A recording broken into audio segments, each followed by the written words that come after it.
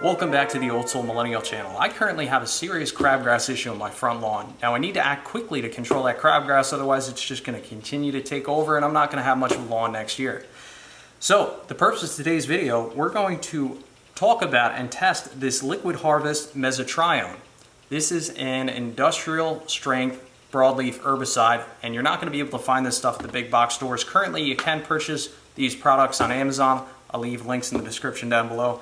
But first things first, I want to clear the air. Nobody sent me out any of these products. I'm not affiliated with any company. Purchased all these products with my own money, so there is no bias here. So first, I want to talk about something I've tried in the past and talk about my experience. So I've tried this Ortho Weed Clear Concentrate yellow label, yellow cap in the past. I found this to work okay as a pre-emergent before the weeds emerge through the lawn. However, once the weeds are established, especially the crabgrass, this stuff does not do anything. I've followed the instructions, diluted this properly. In fact, over the past 6 weeks, I've made 3 applications of this product and it's done absolutely nothing to control the weeds. They do offer a money back guarantee, so I got my money back and I took that money and put it towards these products.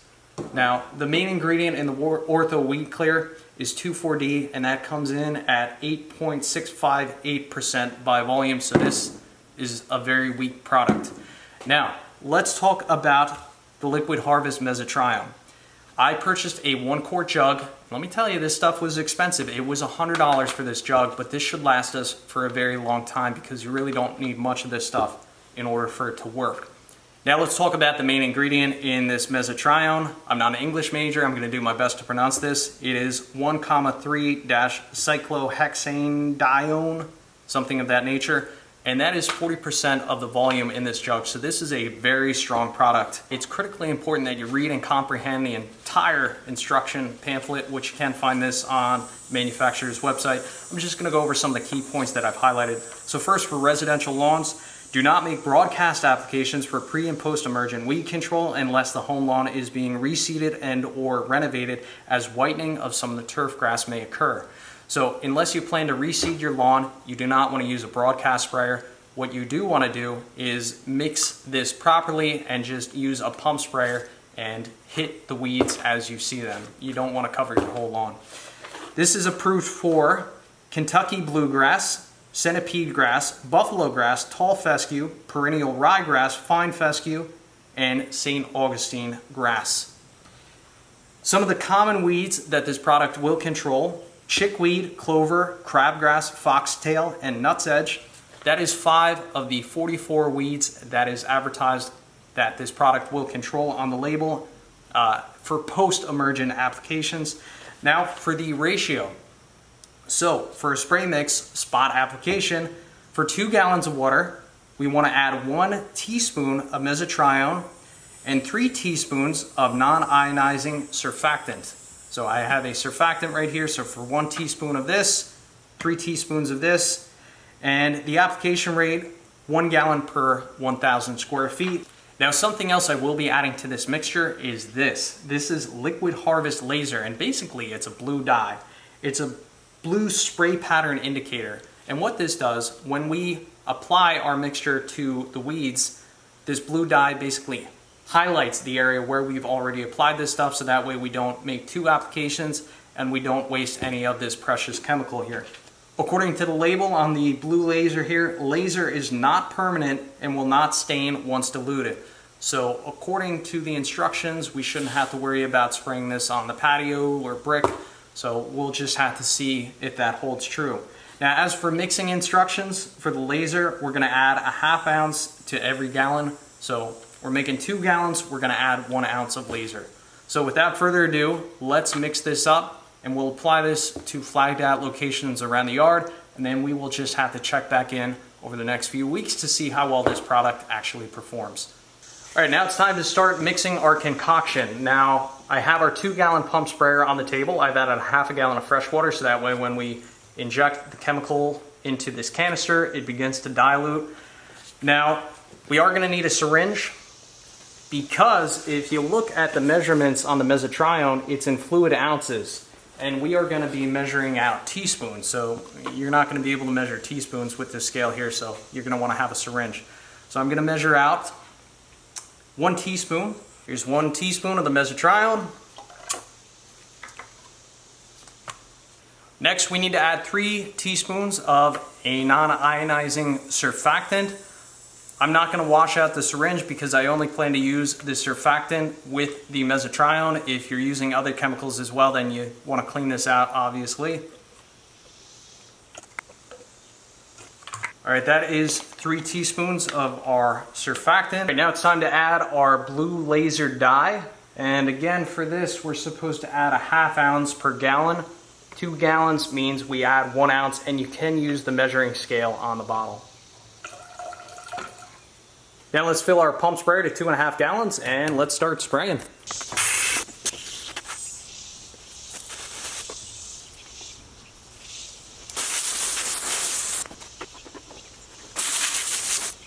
Test location number 1, it's going to be the corner of this paver walkway. I want to see if the blue laser ends up staining the brick over time. Additionally, we have plenty of crabgrass growing up through the pavers. So we're going to do a quick little application here, single pass.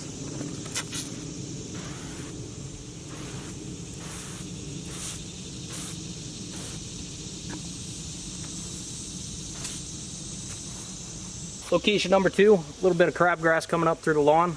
So I'm going to try and focus my spray on the crabgrass, but I'm curious to see if it does any collateral damage to the lawn.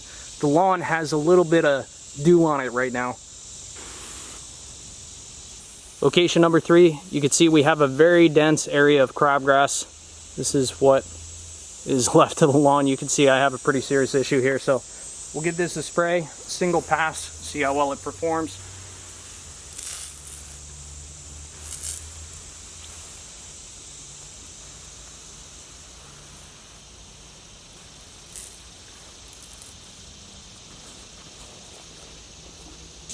Here we have a patch of Japanese still grass.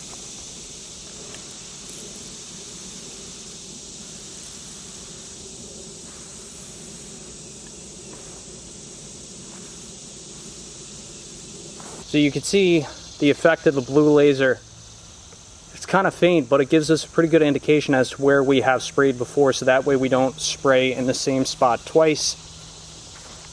And it costs a little bit of money for the dye, but I figure you're going to save on product and cause less collateral damage to your lawn. It has been exactly 1 week since I've applied this Liquid Harvest Mesotrione. I gotta tell you, I'm really impressed with this stuff because it's actually working. If you take a look at the lawn right now, you notice all those white patches. What is that? Well, that's the crabgrass dying off. From my understanding how this stuff works, it disrupts the photosynthesis process by penetrating the foliage, roots, and shoots. And during that process, it will actually turn the leaves bleach white. And that's exactly what's taking place, so we know for a fact this stuff is actually working. Now, how effective is it?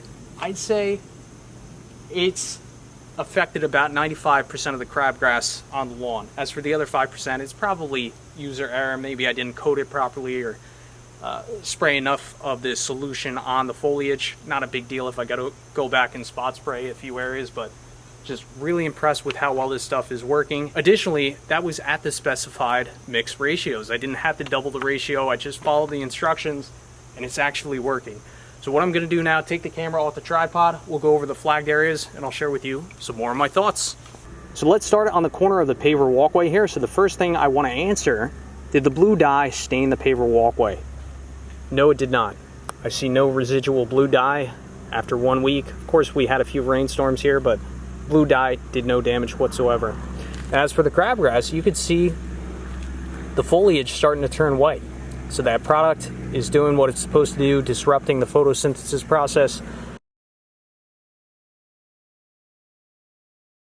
Now there are some healthy areas of the crabgrass. Like there is some dark green foliage in here, so I'm really curious to see what is going to happen over the next week. Is this white foliage going to continue to spread throughout the entire plant, or am I going to have to apply a second application of the product? Not 100% sure. Like if we go over to this crabgrass more within the lawn, you can see the top layer of crabgrass is definitely turning white, but if we go deeper down, you know, the leaves are a little bit darker green, a little bit healthier, so definitely doing a lot of damage for sure. Flagged Out location number 2, doing a phenomenal job at taking out this crabgrass. Just a quick little overview of the lawn. You can see how bad the crabgrass situation was and how affected this stuff really is. Really pleased with what I'm seeing one weekend. Flagged Out location number 3.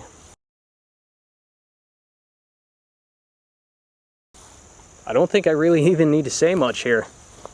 It's just doing a phenomenal job at taking out this crabgrass. If we take a look at the grass blades that I do not want this product to affect, I actually don't really see them turning white at all. Of course, I was spot spraying, but you know, some overspray definitely landed on the grass. See a little bit on that grass blade right there. But overall, I mean, the rest of the grass looks really green. So in my opinion, this product is doing a phenomenal job at just taking out that crabgrass as it's intended to do without causing any collateral damage, or very minimal collateral damage. Definitely follow the manufacturer's instructions though. Flagged Out location number 4, which I believe this is the Japanese stilt grass. You can see it's starting to turn yellow. I'd say we're going to need about another week here to really see how well this product performs, but it's definitely starting to do its job here. Does it work on clover? Yes, it does. See a few other spots that don't look as bad. Perhaps I missed those, but you know, I just go to the left or right and I see a bunch of clover that's on its way out.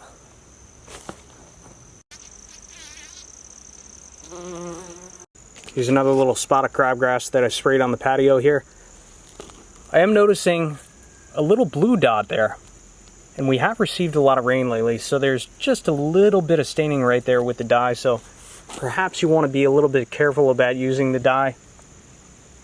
But this stuff is definitely taking care of the crabgrass. So after 1 week, what are my final thoughts on this Liquid Harvest Mesotrione? I gotta tell you, I'm really impressed with this stuff. As of right now, I'm giving this stuff a rating 9 out of 10. It's doing a phenomenal job at wiping that crabgrass out of the lawn, doing barely any collateral damage to the grass that I want to keep. Yes, this stuff's expensive. What'd I say, over $100 for, what's this, a quart, if I'm not mistaken? Yeah, 1 quart. But think about it, I spot treated about an acre of grass, and I only used 5 teaspoons of this product. This stuff will literally last me years. Of course, you have to factor in the surfactant and the dye if you so choose. I highly recommend using the dye. That way you're not overspraying everything. But at the end of the day, fantastic product. Highly recommended.